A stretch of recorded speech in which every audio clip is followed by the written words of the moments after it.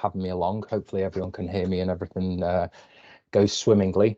I was just saying to Aoife that I get very nervous doing these things, so apologies if I talk quite fast, but it is being recorded, and my telephone number's on there so that people can ask questions either during the process now. If they want to WhatsApp me, I can check at the end, or email them to Aoife and she can share them with me. I'm conscious that trying to look in the chat box as well will probably distract me too much.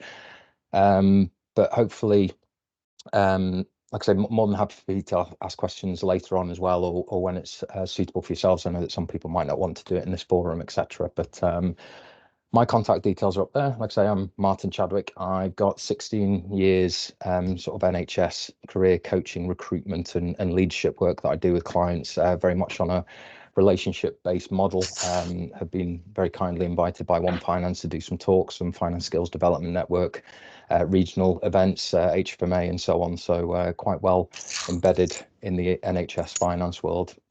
Prior to doing this job, I was actually in the NHS myself as a service manager over at the Christie Hospital. For those of you that are perhaps Northwest based, or I'm sure lots of you will be aware of the Christie Hospital. So I started there sort of post university and was a service manager, working my way up to lead 3 departments and recruiting a team of 15. I also, foolishly for my sins, did a dissertation on the agenda for change process and the scoring in order for jobs to be matched, etc. So kind of helped me in this role as well. Early part of my career, I helped PCTs transition into CCGs, where I went into organisations that were going through significant change and helped people with their interview prep, applying for different roles as organisations changed and so on. And hopefully today I'll give you some good insights into things and some tips. I'm conscious it is only an hour, and I have very much focused it on kind of that going through organisational change and NHS processes rather than perhaps looking for external roles and so on. I'll tell you a few stories. One of them is kind of my interview history, but as we go through, hopefully that'll make it a bit more lighthearted. I'm also hoping that as part of today, I'll get you to the person that someone did point out to me that the lady looks like she might be screaming out of frustration rather than celebration, but I'm hoping that it'll be the celebratory, that I've gone through an interview process and given the best of my abilities, or demonstrated it, rather than the kind of frustration of putting the hand to your forehead and thinking, why didn't I say that, or I should have mentioned that during the interview process. So hopefully that's going to be some of the tips that I'm going to give you and help you. The other eclectic bunch of pictures, one interview that thankfully these are all from commercial based interviews rather than NHS based processes, but I'm aware of one employer who would, yes, go through a usual skills and competency based interview process, but they'd actually put 2 chairs in the room, the one for the one that was in the ideal location for a candidate to sit on actually had a wobbly leg, and it was to see if they'd have the fortitude to stop the interview and ask if they could change their chair. Similarly with the coffee cups, they take the individual to the coffee room and ask them if they'd like a drink and so on, and see at the end of the interview process if they take their cup back to the kitchen, which can be very strange reasons to appoint people based on. And I guess that's part of the joys of the interview world, is it's such a minefield that, like I say, hopefully today I'll give you some good hints and tips that will help you with your prep and preparation. And the blender and money one was actually one that I experienced going for another recruitment business at the start of my career, where they asked me if I was a penny and I was in the bottom of a blender that was turned on, what would I do and how would I, approach that situation, which I just thought was incredibly bizarre. But like I say, some people come up with very different ways of interviewing and assessing people. But like I say, the NHS is a bit more structured, and hopefully I'll go through some of those bits that will help you with your prep. That means that you can represent yourself in the most appropriate way. So as I mentioned, I'm going to try and focus on applying for internal roles, or certainly within the NHS, when you're going through a restructure or through a significant change within the organisation, whether that's to the organisation or to the role and duties and responsibilities that you're carrying out. So I'll touch a little bit on organisational change and how that might affect how you want to look at applying for roles and preparing for interviews and so on. Doing your research around when you're applying for a role, going through organisational change, obviously interview prep and interview tips And I guess in true kind of Instagram style, there is a couple of great slides towards the end that have only recently been added to this presentation, which have absolutely blown my mind around AI and so on. But I'll definitely get to those in a little bit for you. But I'm conscious that One Finance will share these, so please feel free to take notes and etc. But equally, the slides will be available if you need them afterwards. And I will try and keep to time, but hopefully have some time for questions at the end as well. So when you're going through an organisational change within the NHS, and certainly from my experience of it, it can mean that your job description and person spec might be changing, your role might be changing, there might be certain elements within your role and organisation that might be changing. So making sure that you're aware of those when you're thinking about doing your research and preparing for an interview. When organisational change is happening, I've seen it where there are less roles in the organisation for people to apply for, or there are more people in the system that are open to apply for those different roles. There might be more opportunities. There also might be an opportunity to slightly change what you're doing and apply for something slightly different to what you're doing at the moment. So that can kind of lead to enhanced competition in different areas. So like I say, in the words of British Cycling, hopefully teaching you some of those little 1%ers, that means that you can really highlight your skills and your abilities during the interview process to give you the best possible chance of being successful. There'll often be that real emphasis on change management and approaching to change. If you think about, as I'm sure you all are, the restructures aren't quick, overnight, weekly type of scenarios. They can often take quite a long time to go through, and that can lead to a lot of uncertainty within the team and dynamics, both pre and post, and who your colleagues might be, who your peers might be. So understanding how that cultural fit might be changing within the organisation and how you're feeling and getting ready for it. And again, thinking about how you might want to prepare examples for that. Looking at your performance expectation delivery into your new roles, looking at though being adaptable and flexible, because those changes will be happening. So it's how you're going to approach those, hopefully with a positive attitude, but how you can demonstrate your positivity towards those structural changes and any sort of alignment with new organisational goals, new structures. Again, starting to think about examples or stuff that you'd want to have prepared when you're going into an interview in that sort of scenario. I guess touching on researching for the job, I'm going to touch on a few slides in a second now, but if you were looking for a career move, thinking about perhaps a strategic move, it's often a very similar approach that you're going to take when you're going through an organisational change, because yes, there might be those opportunities to progress and enhance. There might be opportunities to change out of a role into a slightly different role. Certainly, if we're talking within the finance community, you might think that you're currently in a specialist role such as income and costing, or you might want to move into more of a mainstream management accounts, finance business partnering role, or financial accounts and vice versa. Certainly as you're doing your studies and going through and gaining different degrees of experience, all those opportunities might be open to you. So making sure that you're researching the role appropriately to get what's best for you as well. NHS person specs are both fantastic and deeply problematic documents when it comes to interview. I'm hoping that all of you will be aware that your NHS jobs or track application forms will be scored against an NHS person spec criteria. And every organisation that I've worked with over the last 16, 17 years, and while I was in the NHS myself, very similar roles can have incredibly different person specs. So it's making sure that you're using those to your benefit, to make sure that you're reviewing them and getting the best, or preparing yourself in the best possible way for those slight tweaks, slight changes in your role that you might be doing, or looking for which role you're applying for.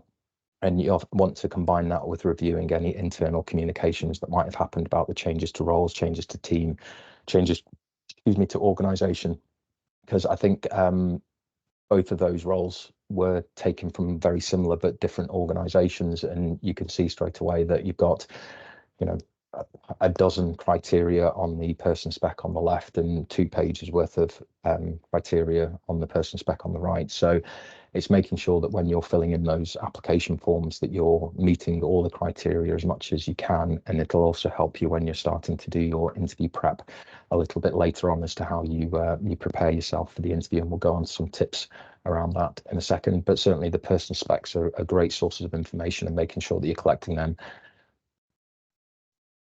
wherever possible and appropriate. My top tip, whether you're going through an internal process or an external process, is to always have a conversation with the recruitment manager to help you with your prep in terms of what you want to be thinking about in terms of examples, what information can they give you.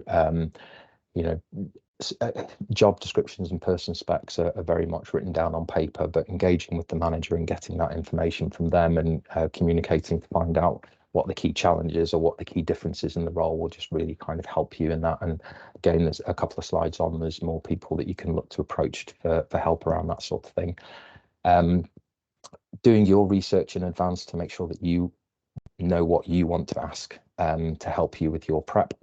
What sort of changes have happened, what duties and responsibilities, like I say, keeping those job descriptions and person specs, going through your current or historic one and your the new one that you might be going into, because it's looking at looking for the detail in that new role and what changes there are. Time's very much there in capital letters, because they aren't or whether it's an internal or an external application form that you're completing or preparing for an interview process, they aren't quick and easy. I'm aware that NHS Jobs and Track both save your application forms these days. They will very easily move your career history down one if you want to add one, and it's very easy to just add those new bits of information in there. But that attention to detail, making sure that you're going through and you're reviewing your application form to make sure that you're those key bits of information are highlighted, that you've not left anything in there that you shouldn't. It's not as quick and easy, and similar when it comes to your interview prep and some of the tips that I'm going to go through in a bit. It's not a night before, or for some people it very much can be a night before, but if you are like me, I tend to spend quite a while preparing. I'm still like to write things down in a book, so I still use an interview book, which I use, that I've got examples in, that I can also helps me to go back and re-review and think about that size and scale, and have I done anything differently, would I want to elaborate it further. And like I say, I'll touch on this kind of size and scale and helping you with that in a little minute as well. But it's very much taking any internal process with the same view as you would if you're applying for an external process, having conversations with recruitment managers, finding out key bits of information.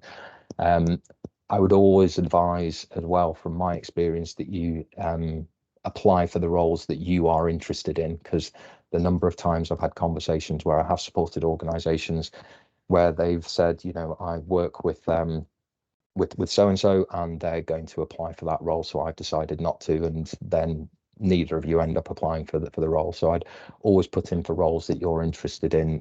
There'll probably be criteria that you'll need to hit, and therefore that will dictate which roles you are allowed to apply for and so on. But making sure that you are applying for roles that you're interested in, and making sure that you're dedicating the time to your preparation and research.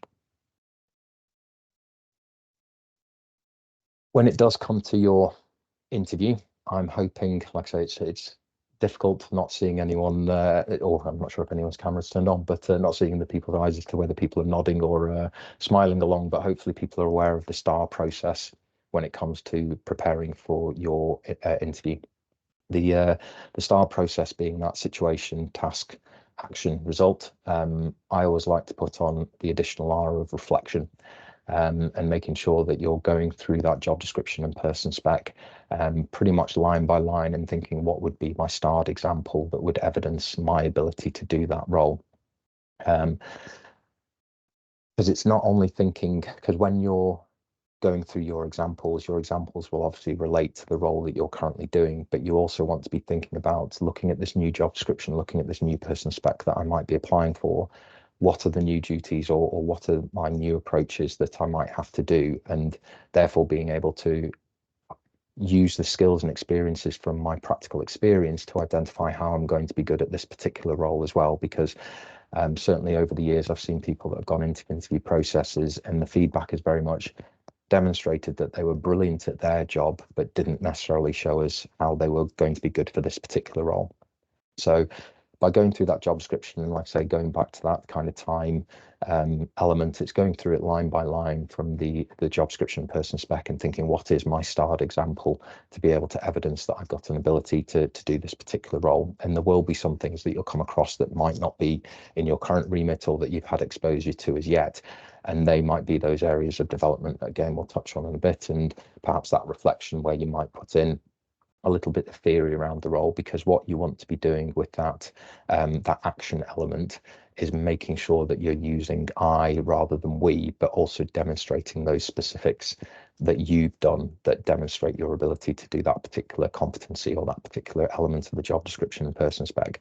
Like I say, there is a slide that we'll come on to in a bit that like I say, is the Instagram one of what it absolutely blown my mind how it's able to support you for your interview prep, but equally it doesn't give you your specific examples. It doesn't input your specific areas of expertise. So making sure that you're using your experiences to be able to evidence in the interview what you can and can't do. Most interviews will be a mixture of skills and competencies. So making sure that you can go through the job description and person spec and highlight what those core competencies will be. And there's a couple more slides in a minute that I'll touch on as to if that's something that you struggle with, how you can identify those and start preparing your examples to help you with that interview process. But again, linking back to what did the line manager say? What's the internal network of people that you're able to approach prior to interview?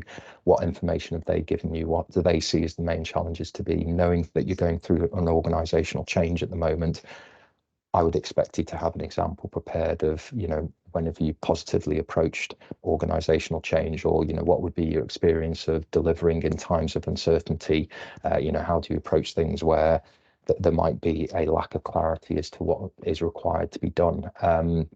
And having that starred example prepared for those areas. But as you're going through that job description and person spec, like I say, it'll hopefully identify areas of real sort of strengths that you've got in your application and your skill set, but also those knowledge gaps that you might not have going for this new role, and therefore how much prep you want to put into preparing for those specific points with going through your starred examples, or their areas that you might want to spend a bit more time reflecting on your career and how I can perhaps evidence my abilities to do that particular role. Because sometimes it might be an example, if there's nothing in your career history and employment history, it's perfectly acceptable to use things from your personal life if that's going to be the best example that you've got. So I'm aware of individuals as they've got to the that classic kind of level, be it band 4, band 5, band 6, where you're going from, or to be honest, any level that it can happen, where you're going from not managing staff to suddenly managing staff, or leading a team, whereas previously you might have only led 1 or 2 individuals.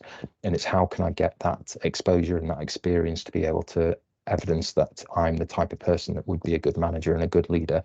And like I say, if it's not happened in your career history and employment history, I'm aware of some people that have used examples outside of work, whether it's within sports teams, whether it's in social clubs, whether it's in their community that they're involved in, things that they can evidence what their style and their approach is. And like I say, going through that starred example to evidence their ability, focusing on that action element, focusing on that reflection element as to what I'm going to bring into this role and how I'm going to therefore deliver on those duties and responsibilities that I've not currently had experience of. I find these particular tables quite useful when it comes to preparing my starred examples, and certainly the one on the right, I'm more than happy to share. That's just saved on a Word document on my folder, sort of thing, where I tend to try and work out what the competency is. Like I say, if it's something that you struggle with, I've got some hints and tips coming up as to how to prepare yourself for that. But I'll put the competency across the top and go through that ST, A, and R down and in a sort of column fashion, and just start jotting those notes down. Like I say, if you're anything like me, I'm not or the first thing that comes into my head isn't necessarily always the best example that I should use in an interview scenario. So having a bit of time to think about it, identifying what the competencies are, being able to prepare those examples and make sure that you're framing them in the appropriate way can just really sort of help you. And this will be helping with your interview prep, especially if you're a nervous type of character. And as I said at the start, interviews can be, quite forced environments that can not be particularly pleasant to go through. And doing little things that can help you with your nerves or help you with your prep can really help you perform, to mean that hopefully you are that person coming out of the process thinking, you know what, I have given a good demonstration of myself. And if that's not what they're looking for, then I know I've not really missed anything off from my experience. And maybe it's something that I need to go work on for 6 months or a period of time to gain that experience to be able to evidence in an interview scenario. So going through and writing down those situation tasks, those actions, those results, what needed to be done, what were the objectives, what was the outcome, what did I do, what specific things were undertaken by me, just kind of starts helping you prepare, and also help you prepare those key words and key language and key terminology that you might want to use as part of the process. Because I'm going to touch on in a minute a couple of the frameworks that the NHS use that you can again use for that size and scale and use for that language. And again, it will come from the job description and person spec. There's a lot of, like I say, positives with the comprehensiveness of an NHS job description and person spec, that you can really go through it and identify some of the key areas that that might be asked during an interview process. And like I say, we'll come to a bit more help on that in a second. These are some of the frameworks that you can use when helping yourself with your interview prep. So going through your starred examples, looking at the size and scale of the role, some of the language and terminology used in the job description and person spec. So hopefully some of these diagrams will be recognizable to people. I'm conscious I end up doing pointing in my screens over to the left that I'm using as my main one, but the cube one is the current NHS leadership framework that's being used. That is an excellent model that's had so much time and investment in it, and it replaced actually the middle circular one with the two kind of brake discs on the side for those of you that are into cars in any way, and also the table at the bottom. And again, the table at the bottom, I'm more than happy to share if people can't find it through Google or through your current organisations. But essentially, that table and the wheel with the brake discs is the framework that was used, the NHS leadership frameworks that was used prior to the cube, which perhaps again is showing my age and the number of years I've been doing this job. But I find that table particularly useful, that when you're thinking about your examples, it's very useful to read and go through to kind of get that sizing scale and get that understanding, because people's experience will often snake through that appendix and snake through those that table, where your junior staff will often be on the far left of the table and your VSM directors, chief execs, will be on the far right of the table. So being able to go through and look at some of the language and the terminology and apply it to your role can kind of help you with that size and scale of what you want to be demonstrating during your interview. So going through that, once you've identified the competencies, thinking about, right, I'll think what's my core example, and then putting it through almost through the leadership framework to think about that size and scale, and is it appropriate for the role that I'm applying for.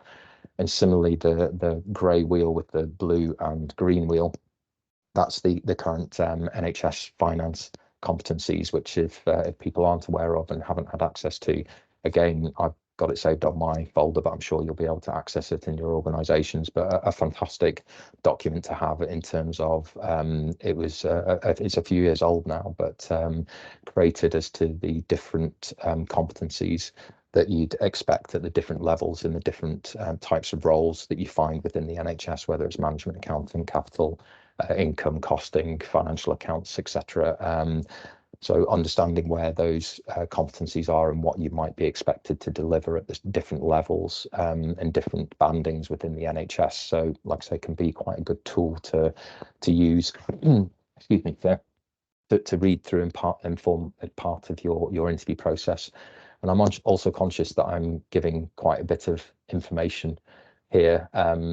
It is, and one of the slides that I'll touch on in a few minutes is around kind of your time and your priorities that you put towards preparing for your interview, because depending on what the interview process is likely to be, I've said to individuals in the past where, if for argument's sake you've got your personality assessments, which some organisations might use as part of an interview process, you might have your a presentation to do, whether that's pre-prepared or on the day where you turn up and you're given some information and you've got 20 minutes, half an hour to process that information, and then you're going to present in the first few minutes of the interview.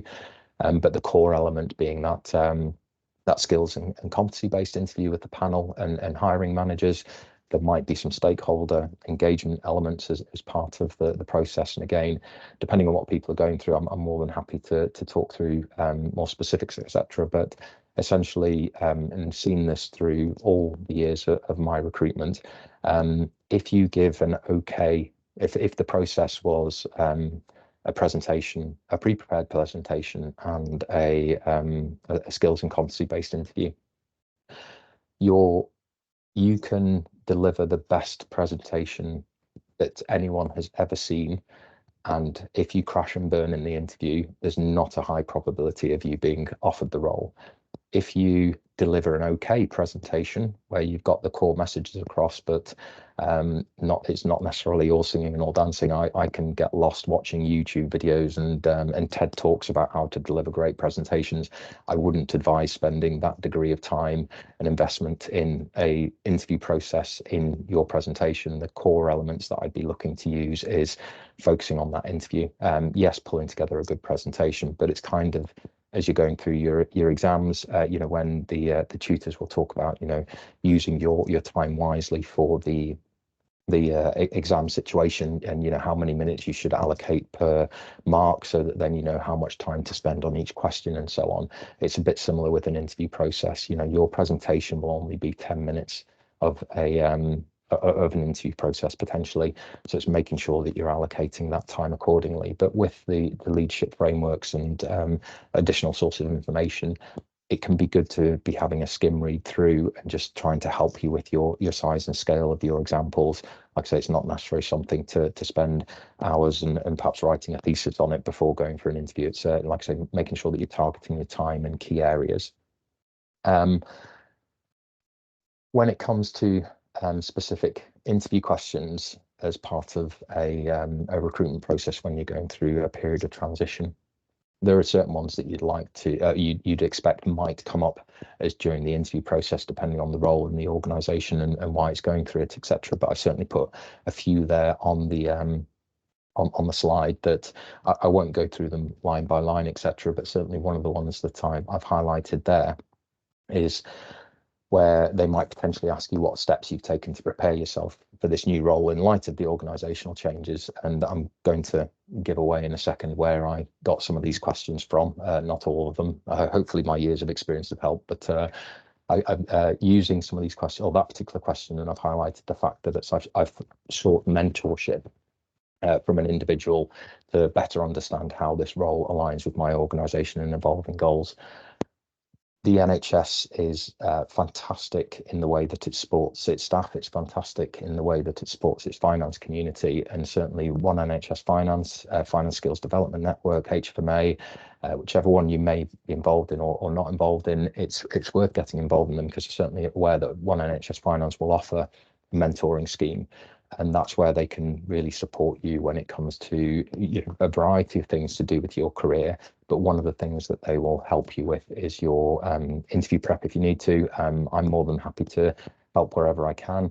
But they will have often been through, certainly I do a lot of work with these sponsorship scheme and mentoring scheme in the Northwest. And a lot of the, can't think of many, to be honest, finance directors that aren't involved in the process, in which case they've already, the NHS is constantly going through change, it's constantly evolving. It definitely goes through a cycle and periods of change. So being able to access individuals that have been in your shoes, that have gone through those, similar sort of situations. And the great thing with the mentoring scheme as well is you can try and align it to someone that's been through similar experiences to yourself, got similar career aspirations to yourself, because as you'll know, they'll within any team, within any organization, and certainly I've helped people with their career advice where I've sat down with individuals and it's a case of, I'd like to be a finance director in the next 5 years, I'd like to go to work and be happy and go home at 5 o'clock and not have to worry about it until Monday morning again, sort of thing. So everyone's got different ambitions, but you can access and use those tools to really help you, and they can support you with this prep. They can support you with mock interviews. I actually got a mock interview with someone this afternoon to support them through a process. So it's making sure that you're accessing all the tools that are available to you. But certainly those are some questions. Like I say, I'm sure for one NHS Finance will share the slides afterwards, but going through, and there are some questions that I'd be thinking about when you're going into an interview process, when you're going through an organisational change. But like I say, I wanted to highlight that opportunity to access mentorship and use those individuals that have been in similar processes to support you, not necessarily from within your organisation, but other organisations, and using the schemes that are available and open to you.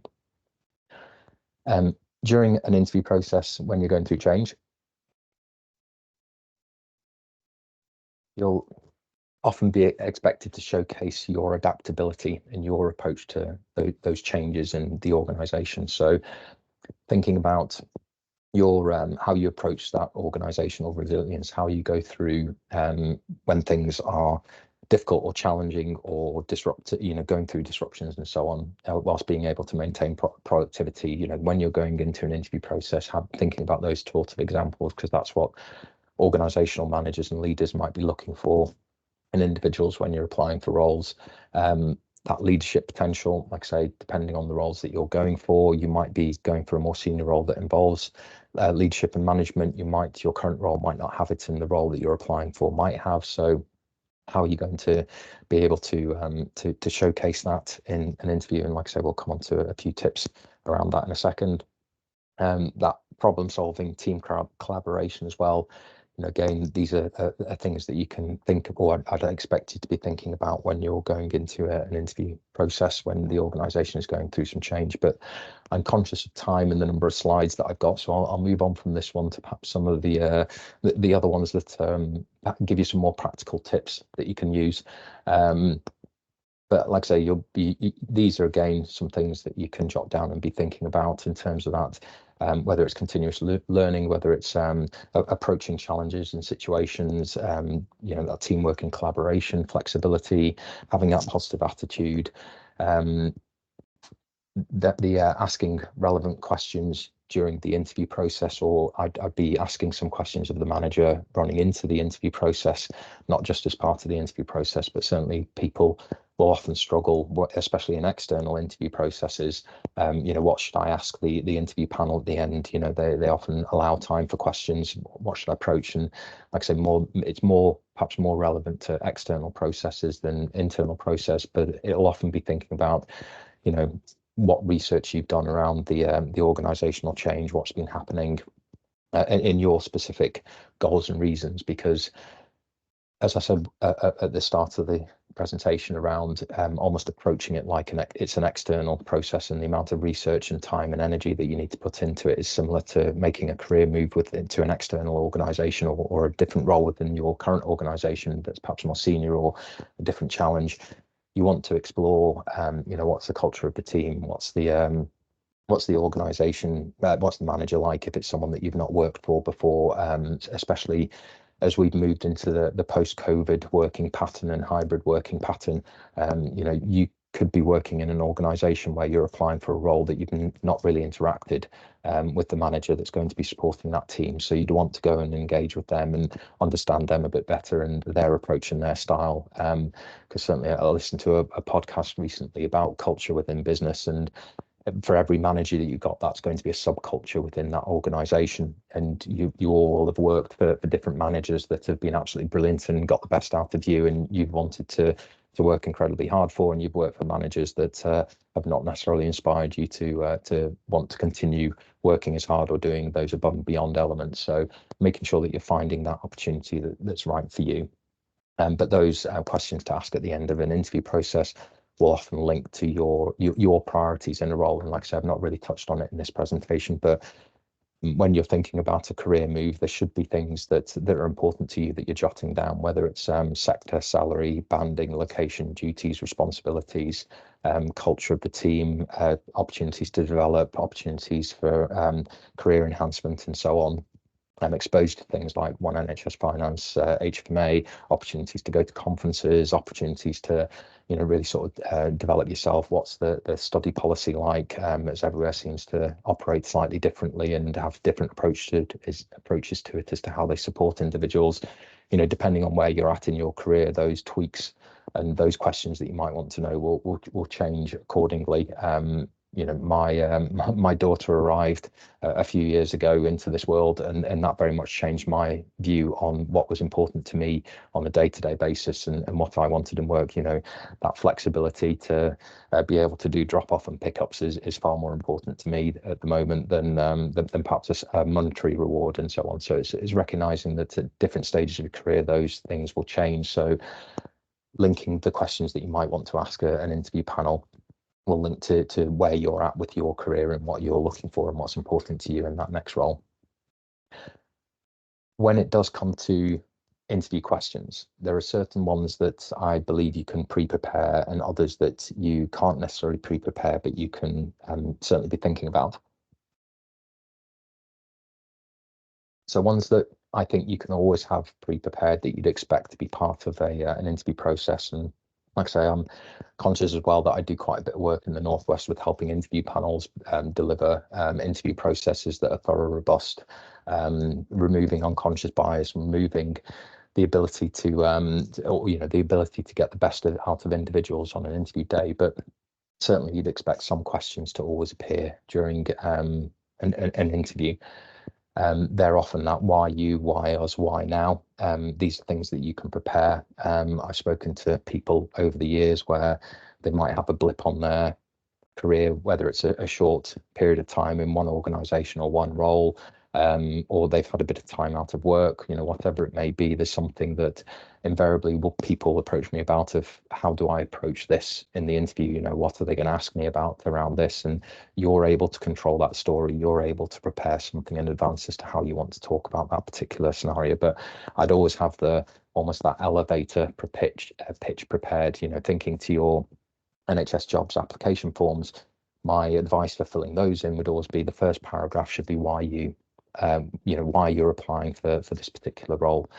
So why you're applying for this particular role should be that first paragraph. Why that particular organisation? What's interested you? Then that second paragraph should be why you. What are those unique selling points that you've got as an individual that you feel will benefit you in this particular role, that this recruitment manager, if they know these things about you, that they'll have no hesitation in offering you the job. So thinking about those why you, what are the bits, and like I say, going back to the STAR process, that can really help you with despite the world that I work in, I'm not a natural salesman. I'm not the type of person that gets on top of a building and shouts how great I am and some of the amazing things that I've done. I tend to rely on, and again, this is why some of the schemes within the NHS are fantastic. I tend to have a sponsor in that my director in the business is often the person that sings my praises more than I do. But accessing those, and he's got me better at telling people what I've been good at and how I've done it. But if it's something that doesn't come natural to you, using that STAR process, those actions that you took as an individual will help you with that kind of selling yourself. But making sure that you've got that elevator pitch as to why me prepared can be really good. Strengths and weaknesses. It's amazing how people can get really concerned about this as a question during an interview process. But again, it's one that you can prepare in advance. You can think about, what do I want to talk about? But equality, diversity and inclusion, most NHS processes, I'd be expecting them to ask you during an interview process what you're doing to promote equality, diversity and inclusion within your team, your organisation, your role. Values of the organisation. Every NHS organisation has the values on their homepage. It's on every job description these days. It's on every personal spec. It's every document that gets released. It's making sure, what are my examples that I've got that demonstrate my specific experiences that mirror or match those values within the organisation. And the one that I always would want people to have prepared is that done something new. What's my starred example that evidences my ability to do something new? Because that's a great one to always have prepared for an interview process, because hopefully you've gone through the job description and person spec. Like I say, you've almost been going through it line by line with the what's my starred example as to how I evidence that criteria? There'll always be some, and this is something that we're encouraging employers to start putting on their adverts, is that people will be put off from applying if they don't meet 100% of the criteria within the role that they're looking to apply for.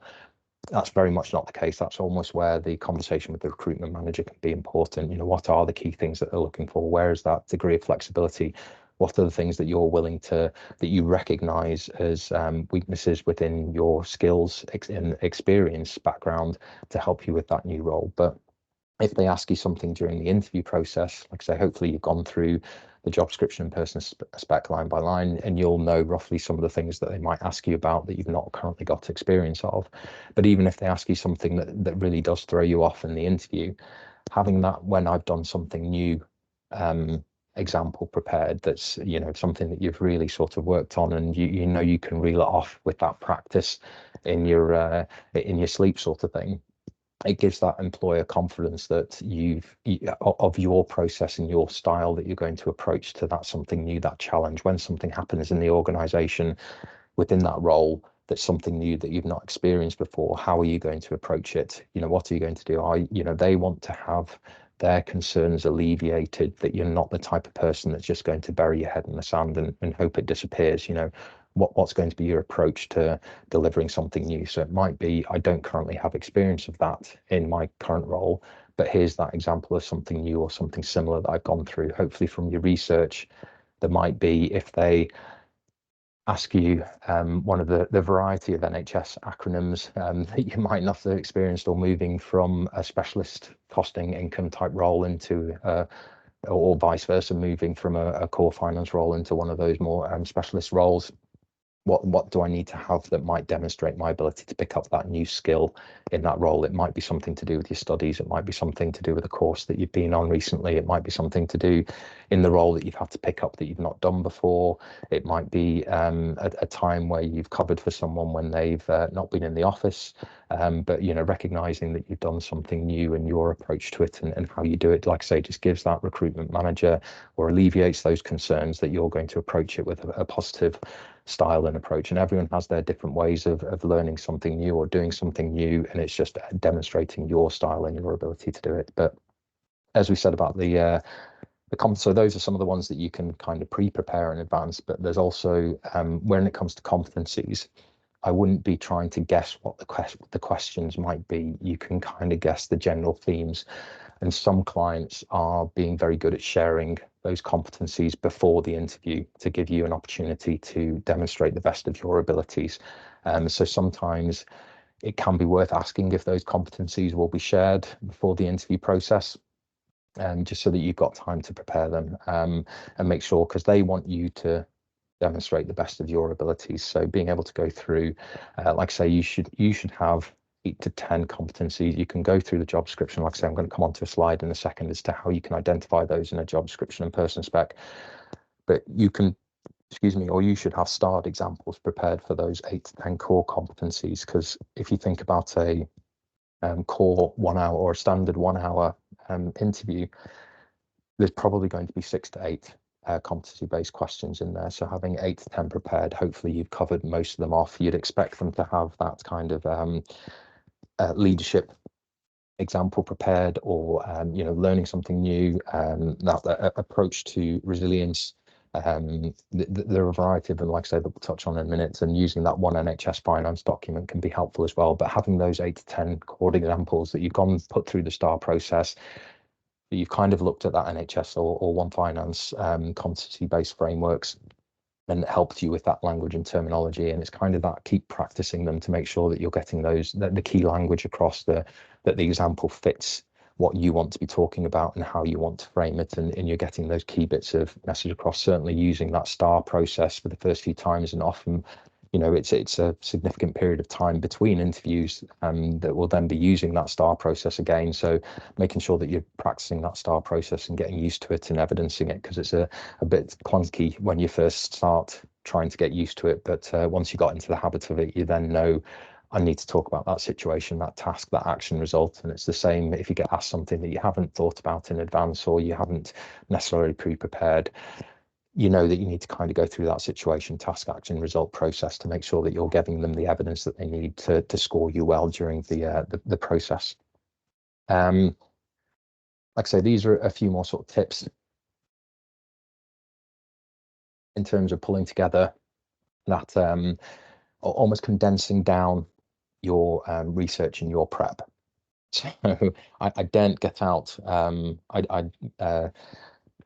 Last time I went for an interview, there was I think I started off with about 30 pages of A4 paper that eventually condensed down to 1 page. I wouldn't advise that you go into an interview process with 30 pages of information that you want to flick through to try and get your answers across, but being able to get it down to that 1 page and using something like this interview summary sheet where you've thought about those 8 to 10 core competencies. What's the word that might help you remember that? Because certainly when we're in interview scenarios, as I've been a bit like during this this presentation, your mind can go blank at times, or you get asked something, or you start going down a tangent and you forget that one of the points that you wanted to make sure that you covered across. So making sure that you've got those trigger words for those starred examples that you've gone through. You'll also find that as you go through those starred examples and those core competencies, there might be a number of your examples and those achievements that you've gone through that will cover a variety of different competencies. So it's making sure that you've got those written down so that you know that you're covering those off, because you might find that you get asked quite similar base questions in the interview process, and that'll help you use different examples. So you might be able to say, well, the example that I used before for how I dealt with leadership is also my strongest example for how I dealt with conflict. So my additional or my supplementary conflict, starred based example could be X, Y, and Z, and go through it, sort of thing. So getting it down to 1 sheet is very helpful for like I say, if you're anything like me where you get nervous going to these sort of things. I've got a slide towards the end of other hints and tips, but being able to get that 1 sheet together means that you can turn up prior to the interview. You can sit there with your 1 sheet and go through the specific examples, knowing that you've done your prep in the background. It's again just having that 1 page to remind you. It might be, I mean, I used to use a folder. I now use a little book, which probably isn't coming up on the screen, but I'll just have that in there, because it's, like I say, interview panels want you to perform well. At times you can almost forget that. So having 1 page that you can glance down at, explaining to them that you are nervous, and do you mind if I just have a book in front of me with a couple of keywords on it to jog my memory? You'd hope an interview panel would allow that. If you're saying, do you mind if I just flick through my notes, and you're sort of flicking through 30 pages worth, it doesn't necessarily show that degree of preparation that you want prior to an interview. So having that 1 page is more than allowable, I'd expect, during the interview processes. Certainly we encourage it when I'm sat on interview panels. If people want to use a page or 2 of notes, that's not a problem at all. Depending on the interview that you're going for, if they're online or a bit like this, having post-its stuck around your laptop can be a helpful use to remind you. Like I say, you don't want things where you're kind of leaning into to read what you've written, but just 1 word that's going to jog your memory, or specific examples that you want to make sure that you're getting across can really be helpful. As you can see on that interview summary sheet as well, there's that why you, why us, strengths, weaknesses. The bits from PPA you can kind of ignore at the moment, but they're the from personality assessments that people might use, and the different strengths and weaknesses that people might want to highlight on there. And again, a little box at the bottom for a couple of questions that you might want to ask them as part of the process.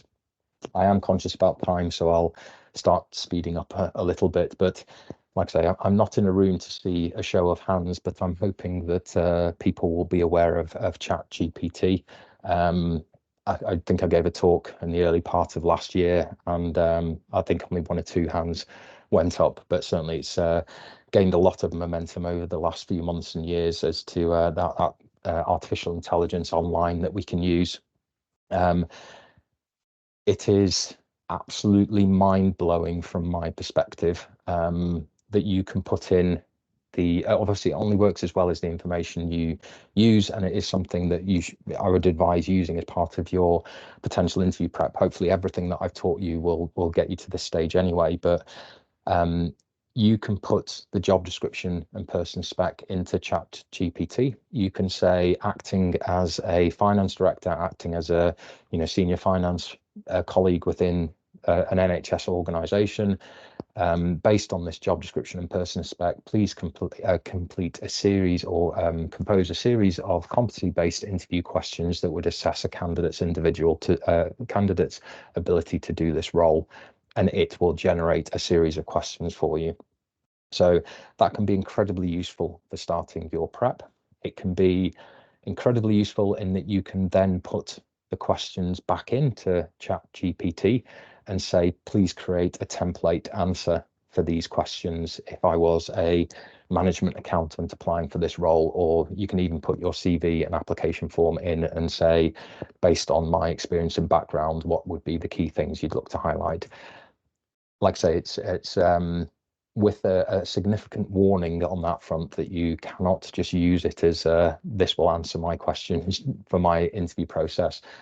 It very much just gives you a template. You've got to add your experience into it. You've got to put those tasks, those actions, those results, you've got to put those things in there, but it will give you a template. Like I say, if you are struggling, you can put into it, please identify the core competencies within this job description and person spec, and it will pull out the core competencies for you that you can then start creating some answers for those questions.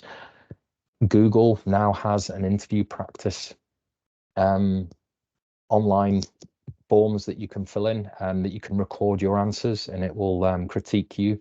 It will give you advice. It will give you guidance. So again, these are other tools that you can very much use as part of your interview prep. Again, I'm conscious of time, but again, your time in preparing for an interview, they are good tools to use and they are good tools to be aware of.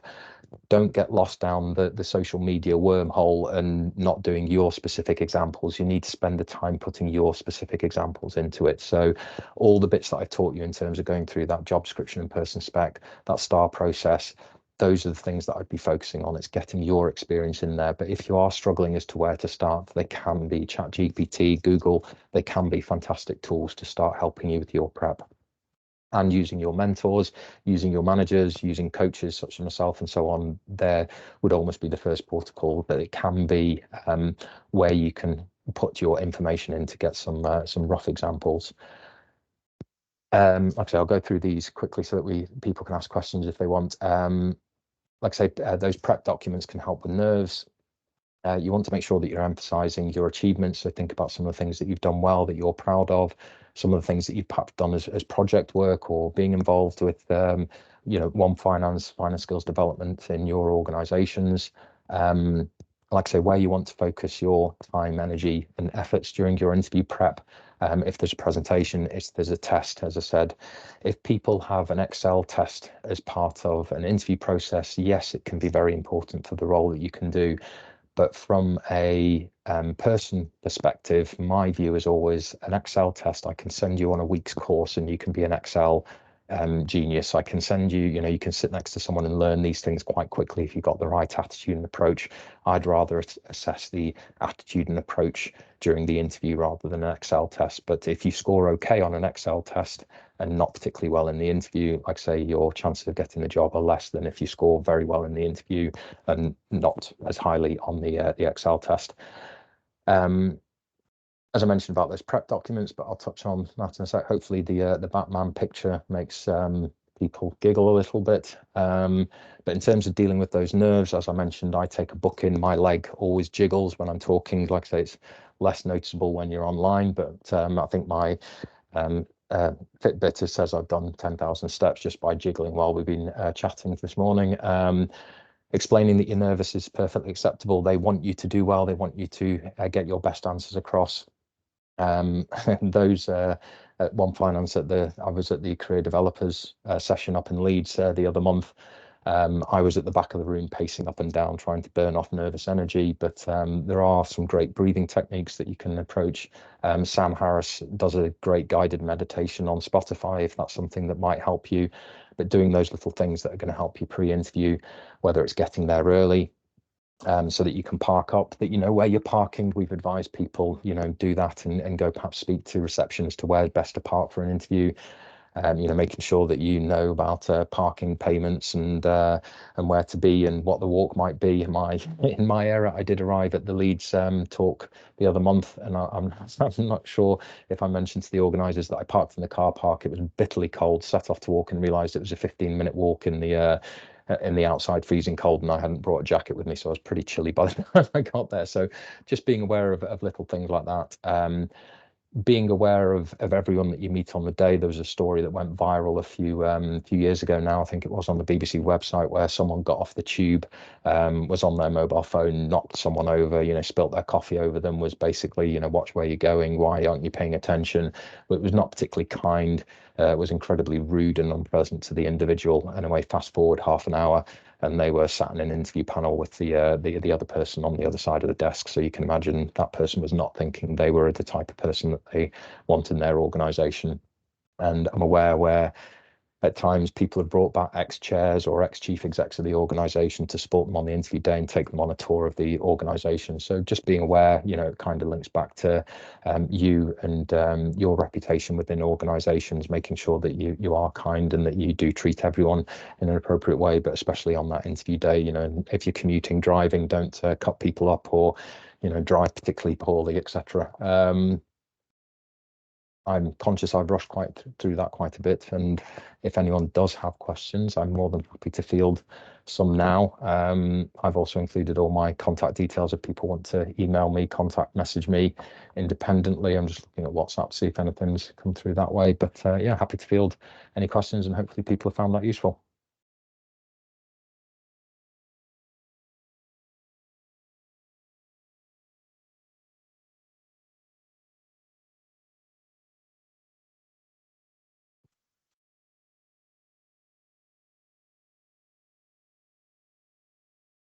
Thanks, Martin. If we get any questions and emails or anything, I'll forward them on to you. No problem. Yeah, if we don't have any questions, I think we can just end it there.